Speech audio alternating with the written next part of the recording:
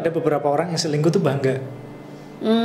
Kalau aku bilang orang-orang kayak gitu tuh sekarang ya, yang pada nakal, selingkuh di umur-umur yang udah segini, yang harusnya kita tuh udah perbanyak ibadah, pakai hair tonic, Masya Allah, pakai koyo gitu kan. Itu tuh kalau aku ngebahasain mereka nakalnya telat mah. Apalagi kalau anak-anak korban perselingkuhan loh Mas, yang sekarang udah remaja, udah dewasa gitu ya. Mereka tuh sakitnya tuh sampai mereka mau nikah, sakit terhadap perilaku orang tuanya itu sampai ke mereka gitu.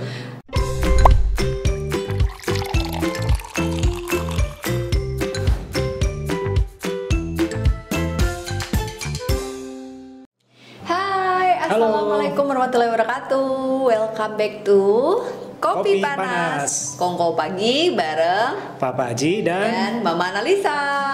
Episode keberapa kita lupa ya, pokoknya episode kesekian. Yang jelas episode yang ditungguin netizen karena udah lama banget kita nggak syuting. Secara susah banget ya ajak bapak yang satu ini buat datang ke studio Analisa Channel. Sibuk cuci piring, ya kan? Antar jemput anak. Mas, ini tuh aku pengen ngangkat topik yang sebenarnya cukup relate karena belakangan selain pengalaman di ruangan konseling, aku tuh lagi banyak banget ngatasi dampingin kasus perselingkuhan. Nah, pas banget aku tuh kayak buka website berita gitu langsung di kompas.com dan di Wallipop. Nih beritanya tuh cukup mencengangkan nih. Ada berita tentang suami selingkuh dan tiduri sahabat istri di rumah, terbongkar dari kamera tersembunyi. Terus ada juga yang viral curhatan hati istri karena suami selingkuh dengan sahabatnya yang diaku sebagai adik. Nah, adik, dek gitu ya. Tapi kok mesra panggilannya. Nah, ngomongin soal itu gimana menurutmu? Jadi sebelum bahas itu ya, aku tuh penasaran sebenarnya. Kasus ini tuh mungkin kasus-kasus seperti ini mungkin tuh dari dulu udah ada, mah. Udah banyak. Iya sih. Cuma akses informasi media sosial sekarang itu kan semakin masif. Jadi hal-hal yang selama ini mungkin tertutupi orang-orang nggak tahu, jadi makin kelihatan kan. Benar. Karena makin banget. Nah mungkin jadi mungkin ini terlihat sesuatu yang baru, tapi mungkin juga ini tuh sebetulnya udah banyak terjadi beberapa waktu yang lalu, mungkin beberapa tahun yang lalu, cuma nggak ketahuan aja. Sebenarnya kalau kita lihat beritanya emang 2021, 2022 gitu ya. Tapi sebenarnya kalau kita lihat perselingkuhan ini tuh sudah jadi masalah klasik lah. Jadi masalah klasik gitu. Tapi kalau kita ngomongin soal tadi yang adik dianggap sahabat, sahabat dianggap adik dengan pertemanan lawan jenis ini, menurut kamu gimana sih Mas? Karena ada yang awal tuh curhat pasangannya loh, katanya demi kebaikan hubungan mereka. Aku pengen tahu dari sudut pandang non psikolog dan laki-laki. Kalau ini dari aku ya, nggak ada keilmuan, kayak pengalaman dan apa yang dijalani aja. Kalau aku sih nggak setuju ya hal-hal kayak gitu.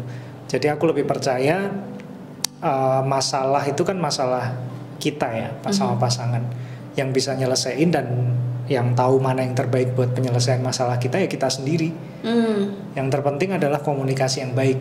Gitu. Komunikasi yang baik. Tapi sebenarnya nih ya, kalau aku lihat dari banyaknya orang yang curhat ke psikolog, mereka tuh menginginkan hubungannya lebih baik, sehingga kadang perempuan tuh nggak bisa menahan perasaannya sendiri gitu loh. Mereka butuh cerita. Bahkan nggak cuma perempuan loh, ini yang selingkuh kan awalnya dari curhat ke adik perempuan tadi gitu.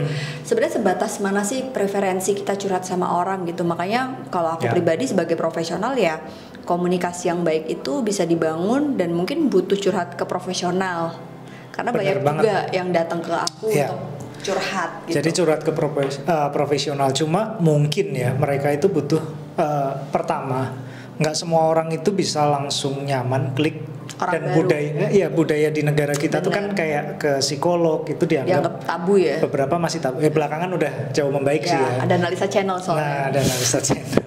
Nah, tapi masih sebagian besar itu menganggap wah dia sakit nih kalau ke psikolog, kayak stigmanya tuh negatif. Benar. Nah, yang kedua, selain masih dianggap tabu, mungkin mereka itu butuh, yaitu ketemu orang baru itu belum tentu langsung nyaman.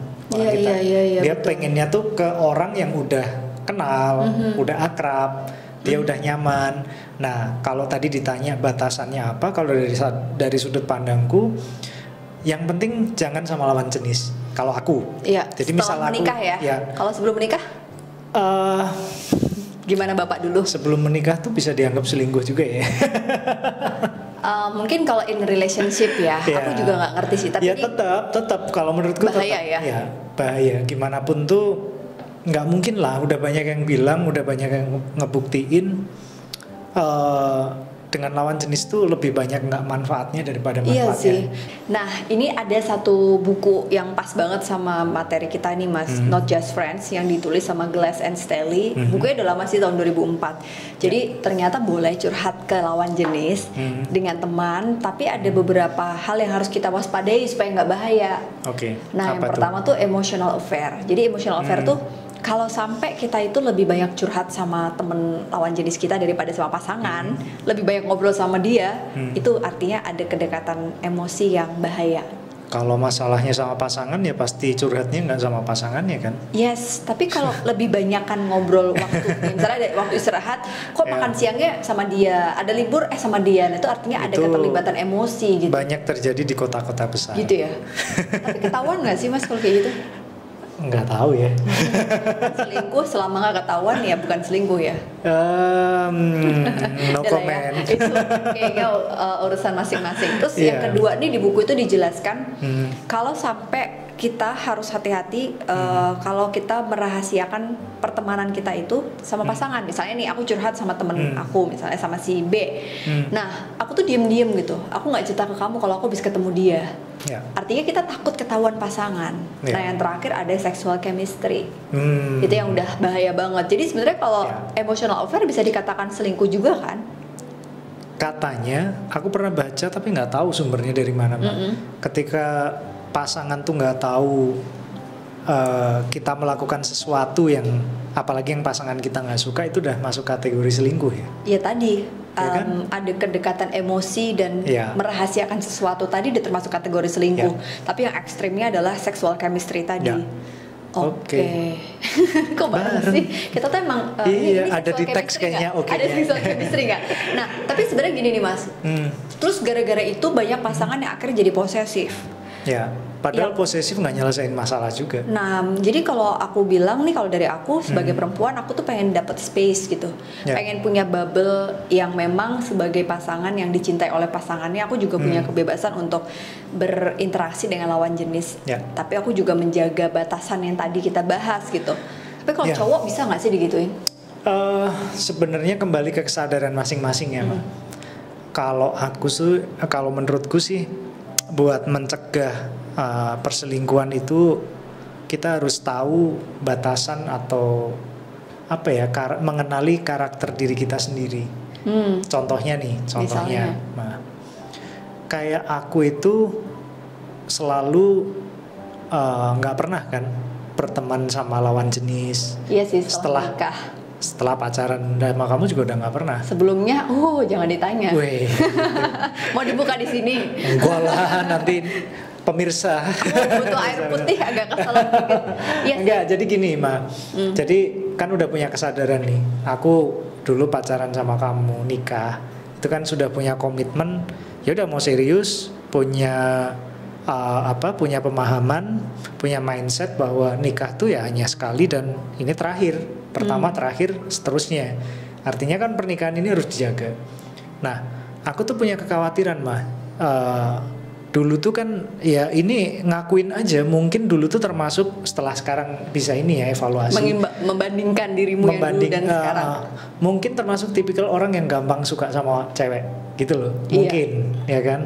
Karena belum ketemu yang kayak gini. Asik. Tapi beneran loh ya. Aku bukannya gimana ya. Kira ketawa. Aku jadi pengen pakai lipstick. Terusin dulu. Terusin dulu. Jadi karena merasa ada kekurangan itu, aku anggap itu sebagai kekurangan kan. Jadi aku harus punya awareness, limitasi. Jadi aku bisa kasih barrier buat diriku sendiri nih. Pembatas. Jadi aku jangan sampai nih temenan sama lawan jenis. Karena khawatir potensi itu kan ada. Iya. Nah ngapain aku mendekat ke area itu kalau potensi itu ada? Toh aku nggak temenan sama lawan jenis juga nggak ngerugiin aku kok. Aku tuh inget banget sih dulu sebelum teman-teman ngomong-ngomong kita tuh taarufnya terlalu lama ya, jangan ditiru. Kita tuh hampir 10 tahun sebelum kita nikah deket. Terus waktu dia deketin aku, itu aku inget Mas ada banyak yang ngasih rambu-rambu, jangan mau sama Aji. Dia tuh kan deket sama ini gitu. Itu bener gak sih? Enggak lah. Terus akhirnya waktu aku pacaran, dideketin ya. Tadi terlalu gampang jatuh cinta kali ya. Terus begitu aku pacaran tuh aku ingat banget ada satu momen yang dia tuh ngomong kayak aku pengen ini hubungan yang serius. Bayangin tuh aku masih sekolah waktu itu kayak katanya dia mau menjadikan aku yang terakhir. Waktu itu aku pikir gombal ya guys. Jadikan gitu kan. aku yang kedua. Lagunya kan dulu itu ya. Beda. Siapa yang nyanyi lupa. Terus waktu itu tuh kayak aku ngelihat emang benar gitu Mas Aji ini membatasi mulai dari nomor handphone baru ganti. Mungkin kalau yang pakai yang lama takut ya dihubungin sama yang ini nomor yang lama sampai sekarang. Enggak ya, dulu kan kamu sempet gantian nomor. Dulu biar itu. operatornya sama. Dulu SMS beda operator ya? nggak bisa. Bukan murah nggak bisa. Aku kan. Terus kayak akhirnya ya ternyata pola itu tuh terbentuk dan aku pun juga tipikal yang sebenarnya aku tuh dulu temanku banyak cowok. Kamu tahu kan waktu SMP aku ikut basket lah apa temanku banyak yang cowok dan akhirnya melihat kamu seperti itu terus pelan-pelan membatasi, tapi karena masih labil ya ternyata berproses. Kayak sekarang kamu kerja pun selalu cerita gitu, dia kayak nggak pernah mau ada di dalam satu mobil berdua dengan pegawai perempuan gitu. Aku kayak padahal aku nggak pernah nyuruh loh, tapi dia yang menjaga itu gitu. Jadi pernah pegawainya disuruh naik gokar ya kan, selalu gitu. jadi kalau dari kantor ke bank misalnya ke suatu tempat gitu kan, terus habis itu dia naik gokar, kok tega banget gitu. Pokoknya pakai kendaraan sendiri, kalau bareng-bareng oke. Ada cowok yang lain, tapi kalau sama cewek bukan karena apa-apa ya, lebih ke ngejaga aja. Hal-hal kayak gitu tuh kan rentan fitnah. Fitnah atau stigma atau penilaian orang tuh kadang bisa mempengaruhi hubungan kita juga. Nah, kadang-kadang gini Mas, kayak aku kan kerjaanku ketemu dengan banyak lawan jenis. Ya alhamdulillah kita 10 tahun juga hampir nikah ya. Dan alhamdulillah juga masing-masing dari kita bisa saling menjaga tuh, belum pernah ada orang ketiga nih. Alhamdulillah. Jangan sampai ya. Itu kayak doaku banget gitu. Tapi aku tuh ingat Mas Aji ini tuh selalu ngasih reminder aku, kadang aku nggak sadar. Misalnya foto atau kadang misalnya aku meeting, aku lupa bawa tim, bawa asisten untuk dampingin aku.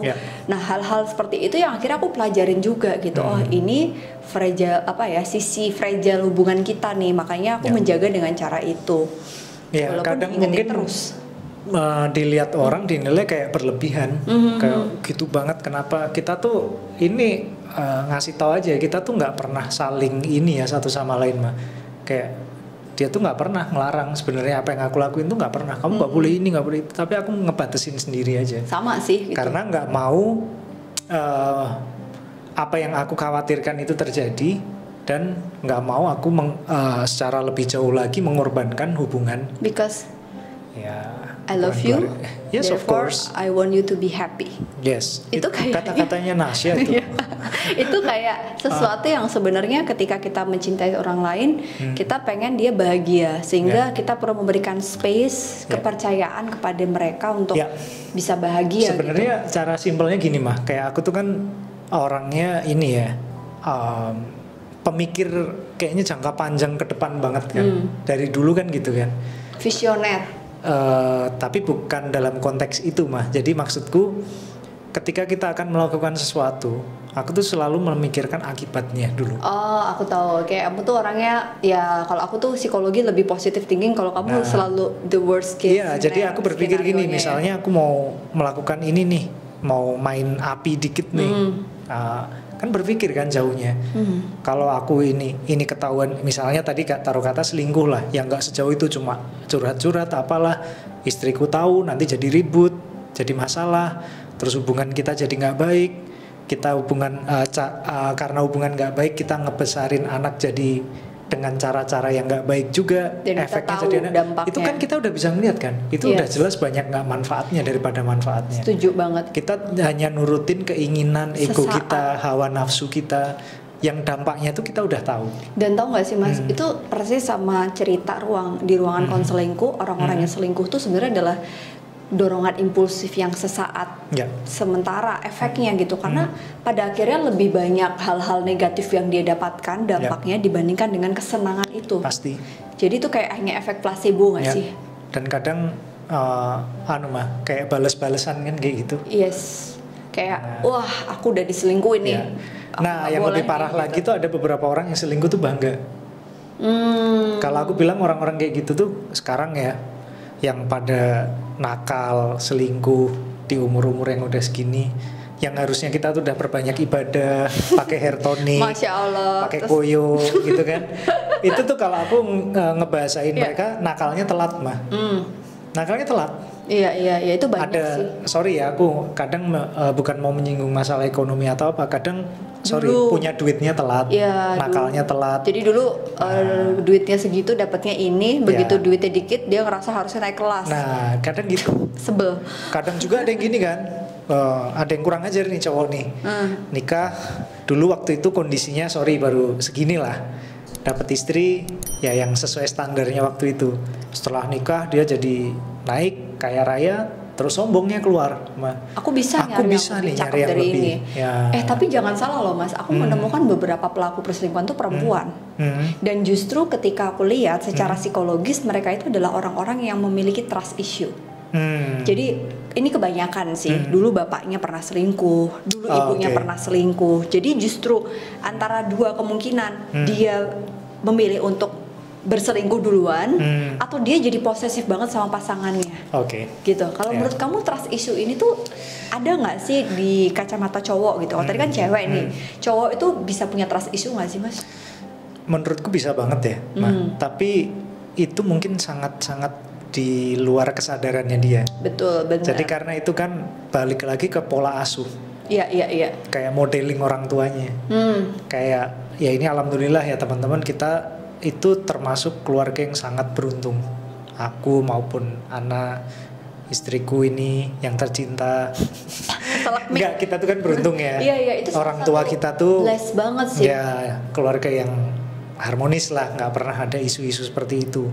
Mungkin itu ngebentuk kita juga jadi punya mindset seperti ini, Mas. Tapi aku juga pengen sampai ini, Mas, buat teman-teman yang sekarang dalam kondisi yang tidak seperti itu, bahwa kita ini juga diuji dengan cerita yang lain. Nah, tapi kita sepakat untuk menampilkan hal-hal yang positif aja di. Nah, jangan sampai ada yang playing victim. Mbak Ana mah enak, keluarganya harmonis gitu kan. Karena aku juga melihat trust issue ini adalah sebuah isu yang ada di subconscious level. Tadi kamu bilang nggak sadar. Makanya beberapa yang datang ke psikolog itu, Mas, itu biasanya aku naikkan level kesadaran dia bahwa hello, you have a trust issue.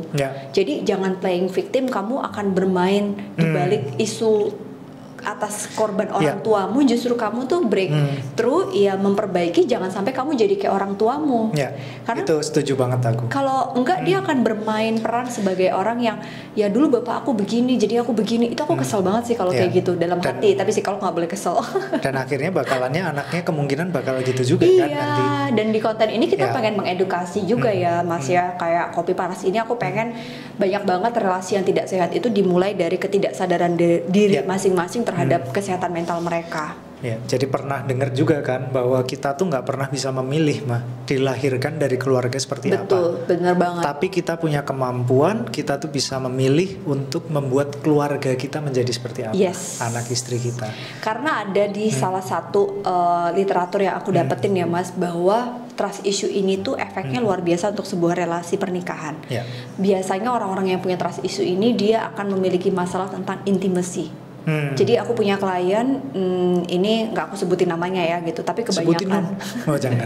Jadi dia itu akhirnya tidak memiliki kelekatan emosional dengan pasangannya karena dia pernah punya trust issue ini. Terus bawaannya tuh insecure mulu gitu, kayak curigaan terus atau jadi posesif banget. Nah, artinya pada saat teman-teman merasa seperti itu, coba aware lagi kenapa sih hal itu bisa muncul. Yang perlu ditanyakan adalah bagaimana relasi kita terhadap orang tua kita dulu. Itu cara kita meningkatkan kesadaran. Oh, ternyata aku nih polanya karena bapakku begini, ibuku begini. Jadi aku ke psikolog sebenarnya hanya diulik terkait dengan pola pengasuhan terkait relasi orang tua kita sebenarnya masing-masing. Nah, sekarang kita ngebahas tentang apa yang harus dilakukan kalau salah satu dari kita atau pasangan memiliki trust issue sehingga akhirnya muncul perselingkuhan atau mungkin belum sampai ke perselingkuhan tapi ada ketakutan ke arah sana. Kalau dari kacamata kamu dulu nih Mas, apa ya yang harus dilakukan? Aku tuh selalu inget sama nasihat orang tua aku mah. Jadi terutama bapak legacy ya ini ya. Legacy. Jadi kayak dulu tuh nggak langsung implisit eksplisit kata-katanya seperti itu, tapi selalu berpesan bahwa jadikan rumahmu itu surgamu. Masya Allah. Jadi ya nggak salah pilih mertua, nggak salah pilih anaknya. Nah, jadi cari istri itu yang membuat kamu di rumah merasa nyaman. Terus didik anak-anak atau ciptakan lingkungan di rumah itu gimana senyaman mungkin. Dan itu alhamdulillah ya ini kita ngebentuk bareng, nggak ada niatan yang ini kan, yang ada kayak yang spesifik mau seperti banget gitu ya. Jadi kita kan kalau udah di rumah tuh kayak ya nyaman mager kan? Nah ujung-ujungnya apa setelah aku ngejalanin kita berumah tangga udah 10 tahun ini, rumah tangganya doang ya. Jadi aku tuh ngerasa nggak untuk mencari kebahagiaan, aku tuh nggak perlu terlalu banyak effort mencari di luar. Paham nggak maksudku? Paham. Ya udah aku di rumah aja udah seneng kok, main sama anak-anak, ketemu sama istri, ngobrol-ngobrol, nggak perlu mencari kebahagiaan di luar.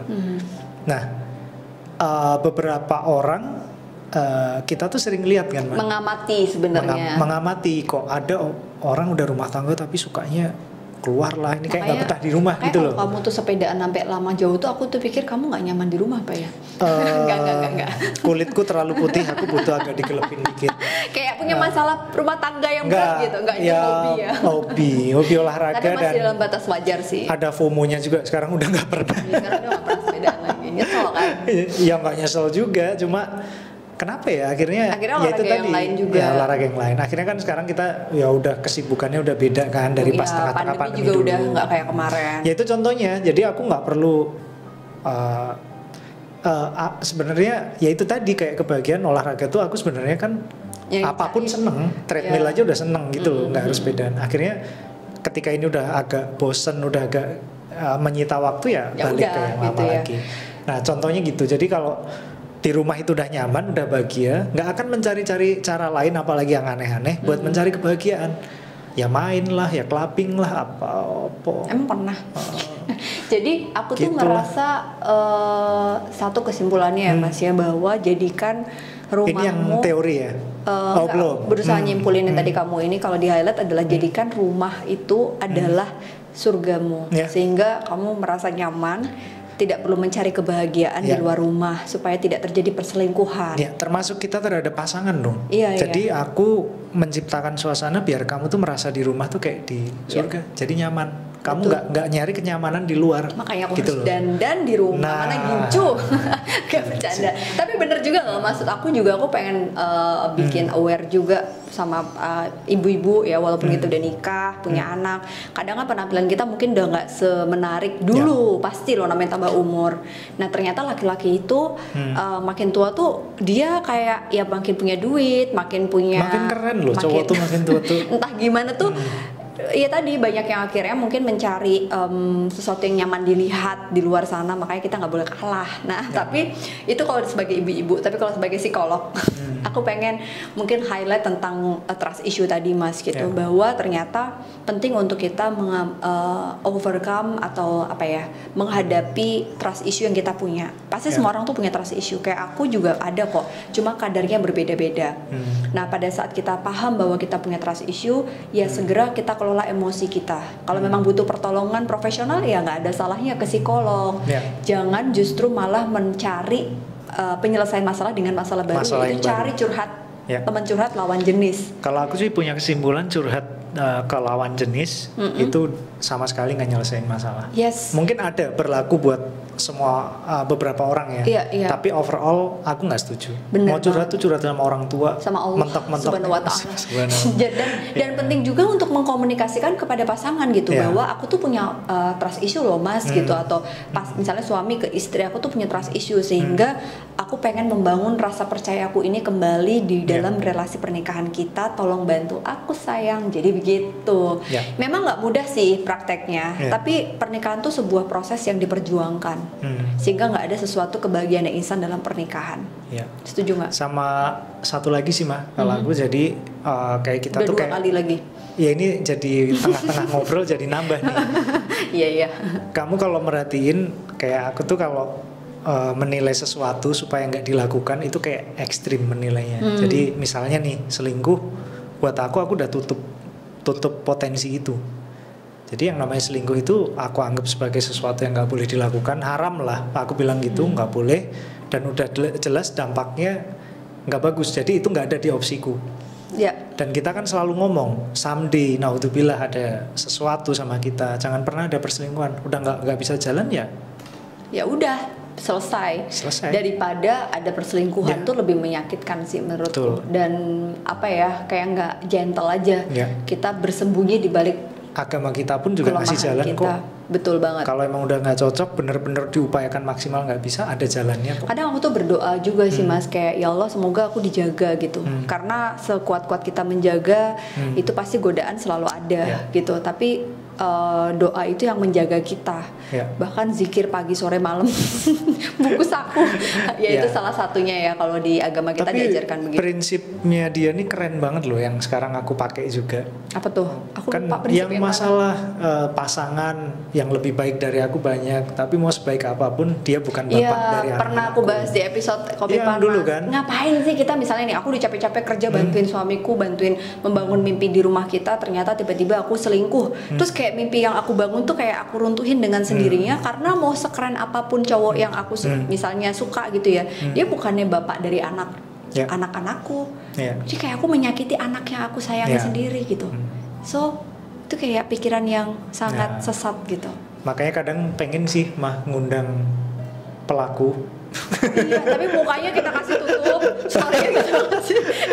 Terus alasannya tuh apa? Dia penasaran. Kita tuh penasaran. Dia tuh kan tahu ya dampaknya tuh kayak apa. Pasti pernah melihat, pernah dengar dampak perselingkuhan itu terhadap rumah tangganya kayak apa. Apalagi kalau anak-anak korban perselingkuhan loh Mas, yang sekarang udah remaja, udah dewasa gitu ya. Mereka tuh sakitnya tuh sampai mereka mau nikah, sakit terhadap perilaku orang tuanya itu sampai ke mereka gitu. Terus aku kayak pengen ngomong ke bapaknya, Pak, tahu nggak sih anakmu ini ada di depan aku gitu. Kadang kan mereka juga nyalain keadaan. Ya pasanganku gini. Pasanganku galak banget. Ya pilih-pilih sendiri. Ya sama kan. Oke lah, mungkin beberapa menghadapi situasi kayak gitu, tapi penyelesaiannya jangan gitu dong. Mau pisah ya udah pisah aja baik-baik. Yang gentle, fair. Jadi jangan. Aku udah nggak suka, aku udah nggak ini. Dan aku solusinya hanya pisah. Jujur ya, kayak kalau ada sampai orang yang selingkuh, aku bukannya menstigma mereka, tapi itu sebuah opsi yang sangat-sangat aku sayangkan. Baiklah kalau gitu, Kopi Panas kali ini menurut aku nggak terlalu panjang, tapi mengena banget. Panjang banget loh. Mengena banget karena kita nggak cuma bahas perselingkuhan, tapi gimana dampaknya terhadap pola pengasuhan anak, terhadap pola kepribadian kita juga.